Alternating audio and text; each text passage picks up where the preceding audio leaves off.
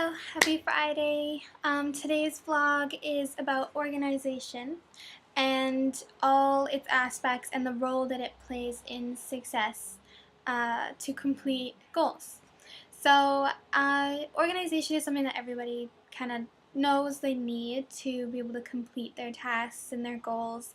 I'm just going to go over specific aspects of organization and certain areas that really do help in specifics, uh, as well as just clarifying on what you need to organize, not just physically, but like mentally as well. So, the first thing I'm going to go over is separation.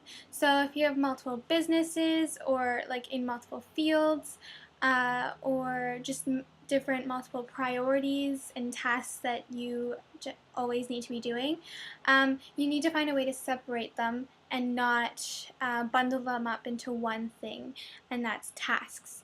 So finding a way to organize them that isn't all together. So, for example, instead of setting aside, okay, this part of the day I'm going to do all the things I need to do, because that creates confusion of what you need to accomplish, and it scatters your priorities, it scatters your motivation and your energy.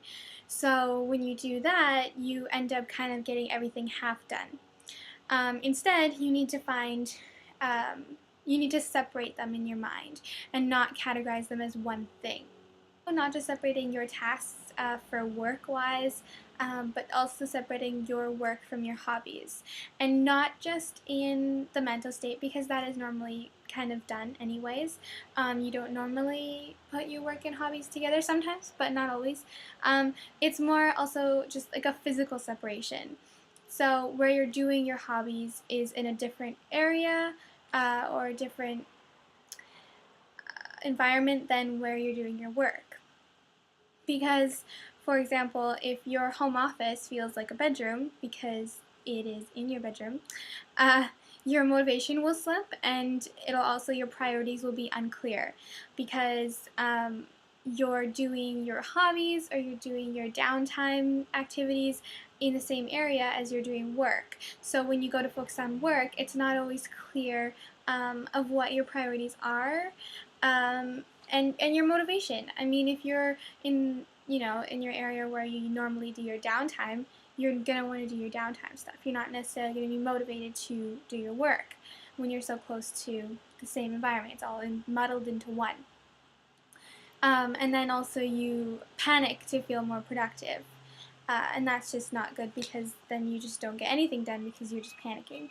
So physically separating is really important. So if you have the ability to have a home office, that's amazing. If not, using a room divider, designating a certain corner and somehow separating it from the rest of the room, stuff like that will definitely help in clearing your priorities and organizing them in your mind. So that kind of leads us into the next point, which is to clarify. So physically clarifying what you need to do and how you're going to do it. Numbers, tasks, lists, rough drafts of anything. Doing it onto paper is actually, it makes it a lot more clear in your mind. It's way more helpful. I mean, not necessarily for everyone, but in a general aspect, it is more helpful, just because it makes it more official, and it also is more memorable if you're actually writing it down instead of just typing it or putting it in your phone. So it helps you to kind of think straight through things and visually look at something and critique or modify or understand it better. So also, filing and organization systems are really important. That's something that, again, is kind of known um, and practiced by a lot of people, but I just wanted to kind of go over that. So different filing and organization systems will obviously differ on what your job is or what your different tasks are. And all of these don't necessarily only have to apply to your job, because, I mean, if you don't work for yourself, then it may not apply. but just any kind of priorities that you have, or tasks that you have, or goals that you have, these can apply to it. And using these systems to things that are goals and tasks that aren't necessarily job related, but are more maybe creative related, or etc., can really help to make it feel more official and feel more productive. Um, so, using a filing or organization systems, it can differ. You can literally file things in a filing cabinet, or just any kind of organization system that works for you. Um, it helps you to become not overwhelmed, and to get all that you need when you need it, and nothing is forgotten because everything is constantly organized. And then you're not disoriented of, oh, am I forgetting something? Is everything in its place? Everything is already organized because you're organizing as you go. Then when you need something, you go straight to it, and you have everything on reference. And also just filing things separately as well. Again, the separation in that form as well. The next thing is designation. So creating time slots for different priorities is really key, because then you're not, again, overwhelmed by having all these different things you need to complete, and trying to complete them at the same time or on top of each other. So designating time slots or days, for example, Monday is finishing my creative project, Tuesday is working on some work.